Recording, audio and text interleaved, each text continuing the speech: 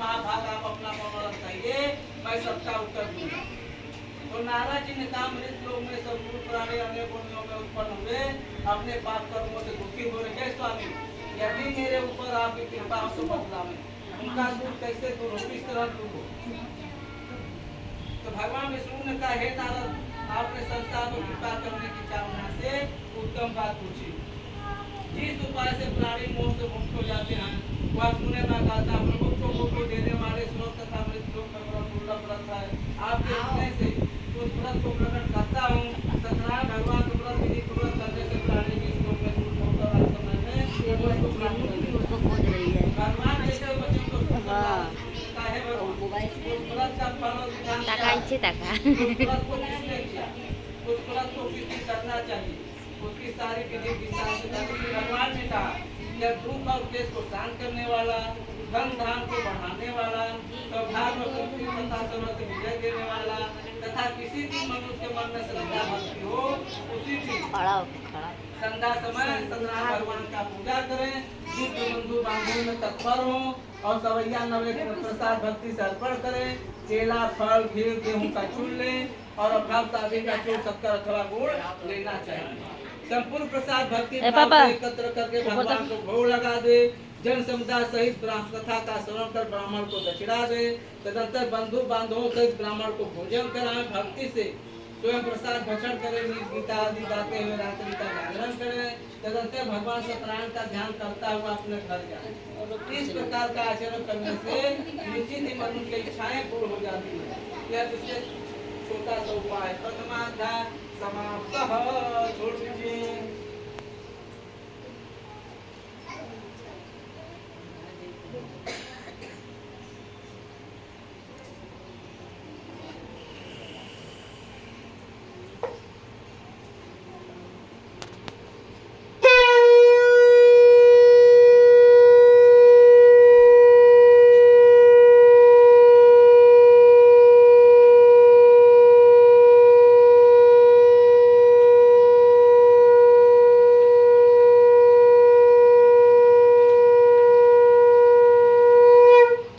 बोले सत्यनारायण भगवान की जय। यहाँ के देव बाबा की जय। यहाँ के देवी देवता की जय।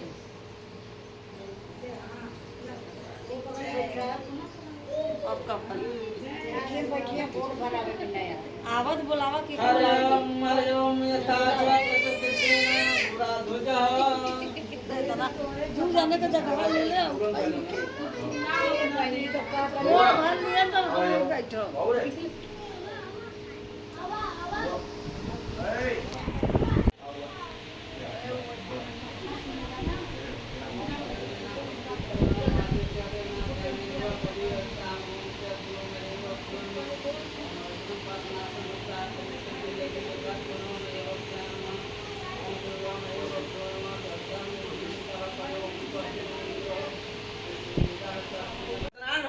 माया से उनका न कहना न सुनना। राजा चंद्रकेतु ने उनका सब धन ले लिया और उधर भगवान के श्राप से वैश्य की स्त्री अति दुखी हो गई और जो हुई घर के बाद किया, हे माता, मैंने ब्राह्मण के घर मनोरथित करने वाला व्रत देखा है। कन्या के वचन को सुनकर तुरंत ही वैश्य की स्त्री प्रसन्न हो गई और सत्यनारायण भगवान के व्रत करने को उधर हुई। इस पतिव्रता ने बंधु बांधवों से सत्यनारायण भगवान का व्रत किया और वर मांगा कि मेरे पति और जानता सिंह घर चले आवे। अब मेरे स्वामी और जानता कपड़ा क्षमा करें। गृह में उपस्थित दोनों वैश्यों को भोर होते छोड़ दो और जो कुछ तुमने पहले से धन लिया है वह भी तुरंत दे दो, नहीं तो तुम्हारा धन और राज सहित तेरा नाश कर दूंगा। तो कहकर भगवान से प्रभु ने अंतर ध्यान हो गए। तदंतर प्रातः काल होते ही राजा ने सज्जनों सहित सभा के माध्यम से लोगों को अपना रात वाला स्वप्न कहा और आज्ञा दी कि बंधन से पड़े दोनों महाजनों वैश्यों को छोड़ दो। राजा के वचन को सुनकर करके ले आए और महाजन वैश्यों ने राजा चंद्रलोक को प्रणाम कर पूर्व वृत्तांत का स्मरण कर भय से व्याकुल होकर कुछ भी नहीं कहा। राजा में पुत्रों आदर पूर्वक करने लगे, अपने भाग से महादुख प्राप्त किया है, अब तुम्हें कुछ भय नहीं हो कहकर बेड़ियां कटवा कर स्वच्छादिक करवा कर राजा ने वस्त्र आभूषण देकर उनको आदर सहित वचनों से अत्यंत संतुष्ट किया और जो कुछ पहले से धन लिया था उसका दूना धन दिया। फिर राजा ने कहा, हे महाजनों, अब आप अपने घर जाइए, राजा को प्रणाम कर वैसे आपकी कृपा से चले जाएंगे कहकर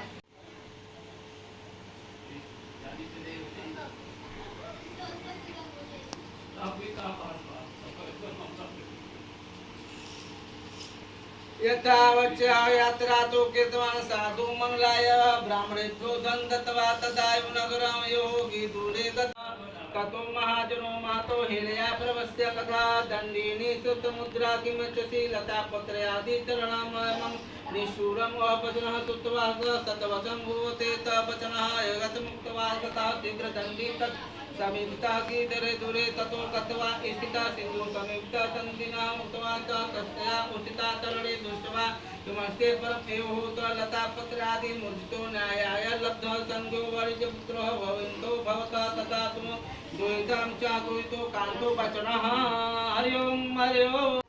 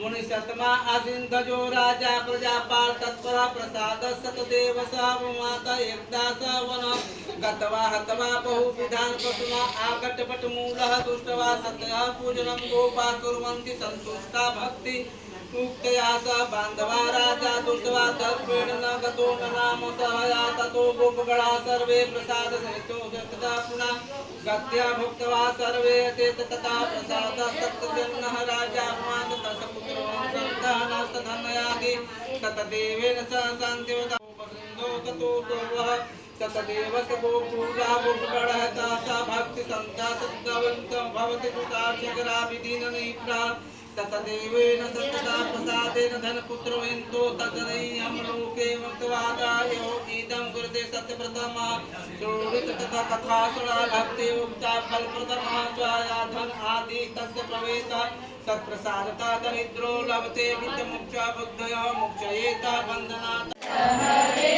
स्वामी जय जगदीश